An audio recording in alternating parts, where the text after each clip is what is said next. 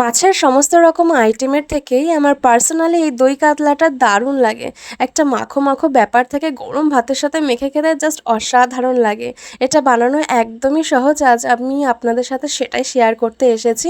তো প্রথমে সাদা তেলে তেজপাতা, গোটা গরম মশলা, পেস্ট করে রাখা পেঁয়াজকে দিয়ে কিছুক্ষণ ভাজা ভাজা করে নেব।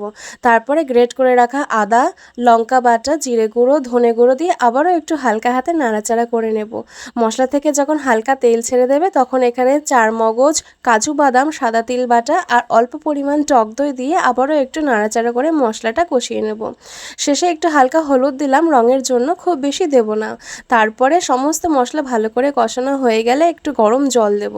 ঝোলটা খুব ভালো করে ফুটে উঠলেই হালকা ভেজে রাখা কাতলা মাছগুলোকে দিয়ে 12 থেকে 13 মিনিটের জন্য এভাবে ফুটিয়ে নেব। যখন সমস্ত গ্রেভিটা একটু গামাখা হয়ে যাবে, ব্যাস গরম গরম সার্ভ করে একবার এভাবে খেয়ে দেখবেন, অসাধারণ লাগে।